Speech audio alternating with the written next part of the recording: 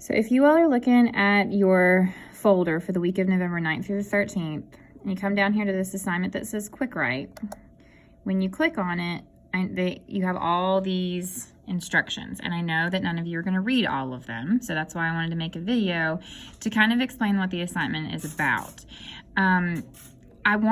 This is the time of year when everything's normal and I have you guys in class 5 days a week where we start working on writing a short story, and it's supposed to be very creative and a narrative, and I'm kind of a little apprehensive about doing that right out of the gate with you guys just being virtual. So I wanted to do a couple little practice assignments like this Quickwrite.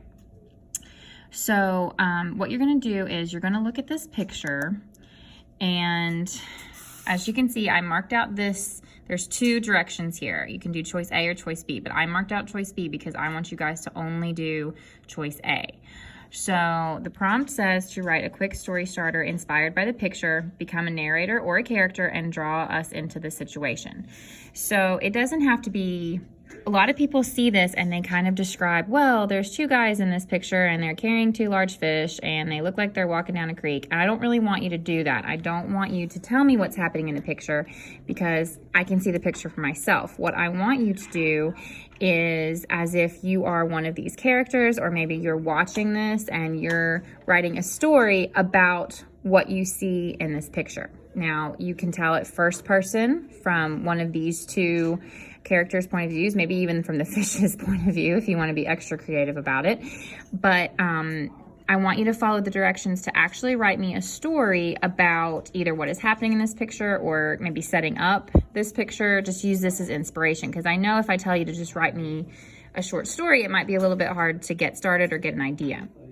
So if we look at this example, I wrote an example of what I want it to look like, and I attached it just so that you guys can kind of look at one first before you write one yourself.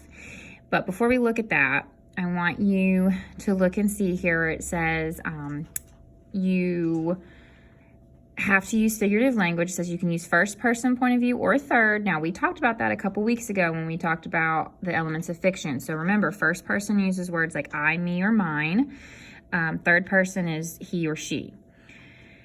It says you must write a creative story based off of the picture. It must include 3 examples of figurative language. I'm going super easy on you guys and only making you use 3. And I'm not even saying what kind of figurative language. You can do 3 similes, you can do 3 metaphors, you can do a combination of a bunch of different ones, but they have to have 3. And I want you to highlight it just like this. And in all capital letters right here, you can see I said use correct grammar, punctuation, and I will take points off for not using the correct capitalization or punctuation. So no lowercase i's like you guys do when you're texting.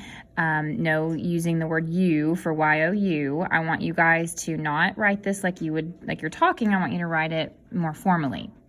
And it says right here, you can use similes, metaphors, hyperboles, idioms, personification, alliteration, or onomatopoeia. So it's a bunch of different options. Now, if you look at this example that I did, I wrote this to use an idiom, just spur of the moment. I did not plan this out or anything like that. I wrote this as if I was in the picture, and I highlighted all of my examples of figurative language. Now, you don't have to have this many. I just kind of wanted to give you an example and show you what you could do.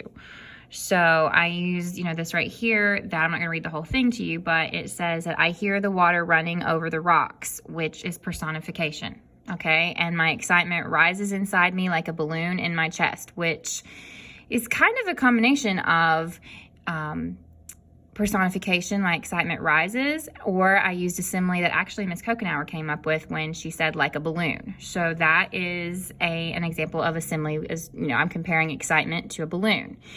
I feel hot with the sun bearing down on me like a heat lamp, which is a simile because I'm comparing the sun to a lamp. But I knew it. I know as soon as I step in the cold, clear creek, that is alliteration right there because I'm repeating the sound of the hard C there, the cold, clear creek. Right here, I said, I struggle to reel in the fish that must weigh 1,000 pounds. Okay, that is a hyperbole. Obviously, that fish is not that large, but I'm exaggerating to get my point across. Finally, the frisky fish, there's some more alliteration there, plops out of the water with a loud splat, okay? That's onomatopoeia, those sound words, those words that, sound like what the actual sound is that's being made. I'm really proud of this fish, and I can't wait to take it home to cook for dinner because my stomach is growling. That is an example of personification, okay? Your stomach is doing something that a human could do or would do. So notice how I did not write, a whole lot, and you don't even have to write too much more than this, but I highlighted all my examples of figurative language, and you don't even have to label it because I'll be able to tell what it is just from reading it if you do it correctly. So all you have to do is you can type it in the actual submission itself. When you go to hit submit, you can create and type it in the actual submission, or you can do what I did and just upload a file of a Word document. So hopefully, if you have any questions, you can message me, rewatch the video maybe once or twice, and you guys can figure this out. This is our first one, so I know it's going to be a little bit difficult, but hopefully we can kind of do this a couple more times before you actually write your short story yourself.